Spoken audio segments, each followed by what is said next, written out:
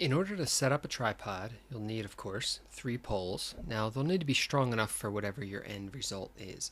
It's amazing, however, what a 2 or 3 inch diameter pole at the base can get you strength-wise, whether to lift an engine out of a car or a deer off its feet for gutting and skinning, or in this process, simply hanging a hide for smoking.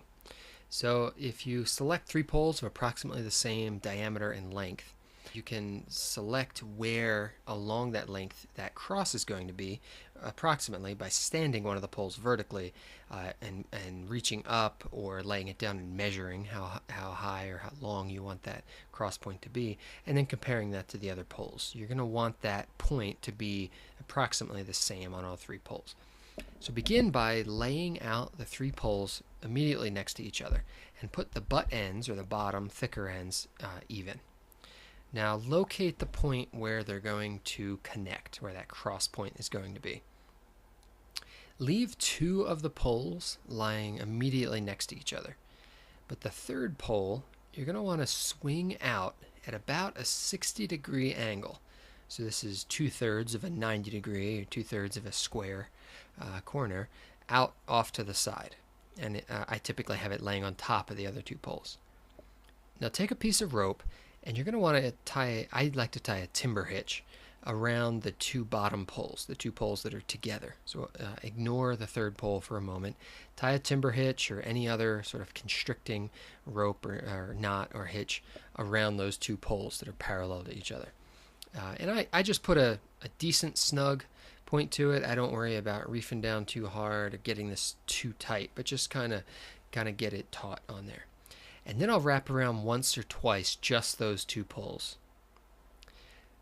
Then I bring the whole rope around that 3rd pole on top.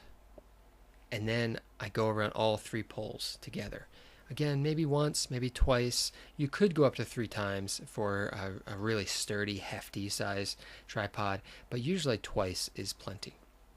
And after that, you're going to want to finish this off with a couple of half hitches. 2 half hitches I usually find plenty. So go around again, half hitch, go around again, and a half hitch. And then you can sort of snug that up a little bit. I have found that making this too tight can lead to problems down the road when you're trying to actually set this up. So timber hitch, a couple of half hitches, and then just snug it up a little bit. It's helpful to go ahead and look at now the orientation of these 3. You'll see that as they cross each other, above that cross towards the thinner ends, one pole, one of the poles that's in that pair, lies in between the other 2.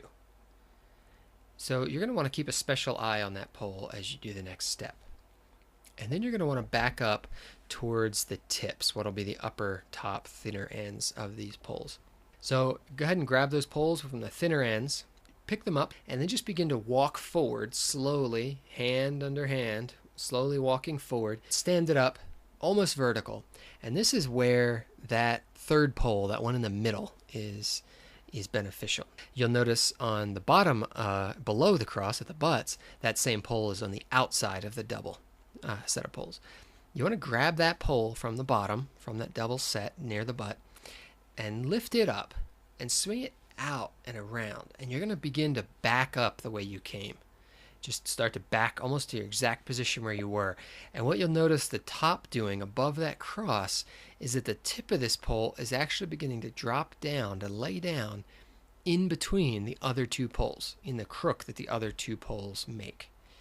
So you're going to back it up almost to that same spot you were, but you want to be about equidistant from the bottoms of the other 2 poles. And then you're going to set it down and shove it into the ground. So at that point, you have a fairly significantly strong tripod.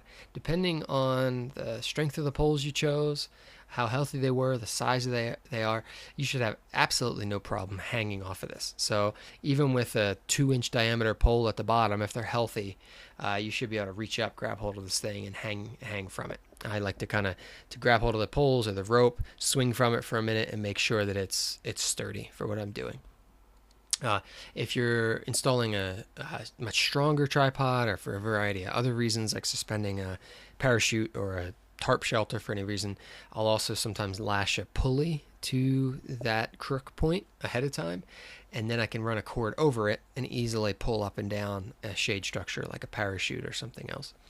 But from here, whether you chose a short 6 foot tall tripod or a 30-foot tripod, that's the basic start point for anything from hanging a hide for smoking, setting up a tipi, hoisting an engine out of a car, or any of a huge variety of other structures that you may need a strong or not so strong structure to support.